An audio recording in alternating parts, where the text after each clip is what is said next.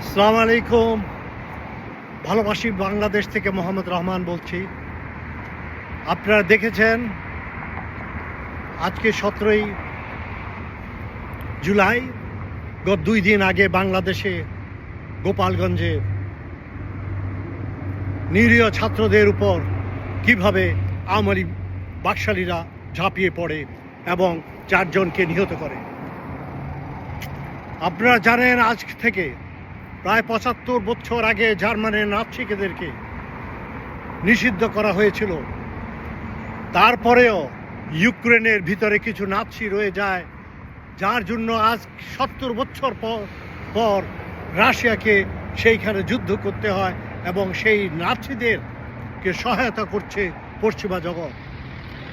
তাই আজকে আমি বহু আগে বলেছিলাম 5ই আগস্ট 2024 সালের পরে যে আওয়ামী সন্ত্রাসীদেরকে নাৎসিদের মতো এবং মুসলিনীর ফ্যাসিস্ট বাহিনীর মতো যারা, তাদেরকে সম্পূর্ণভাবে বাংলাদেশের রাজনীতি ও দেশ থেকে ব্যান করে দেওয়া এবং যারা হত্যা এবং গুম ধ্বংসন ভূমিলুণ্ঠনের সাথে জড়িত তাদেরকে বিচারের আওতায় এনে প্রয়োজনে ফাঁসি ও তাদের কারায়ত্ত করা।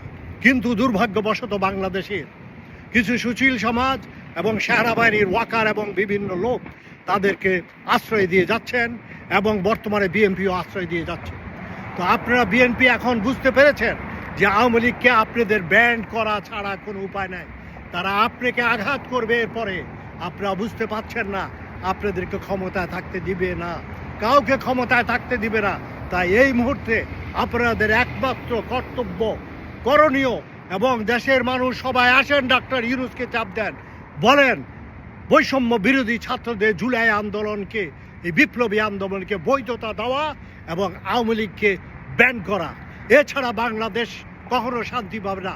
নির্বাচন দিয়ে কোনো শান্তি হবে না যতক্ষণ পর্যন্ত নতুন সংবিধান, বৈষম্য আন্দোলন, ছাত্রদেরকে প্রকৃতভাবে তাদের সম্মান দেওয়া এবং সংবিধান পরিবর্তন করে নির্বাচন হবে।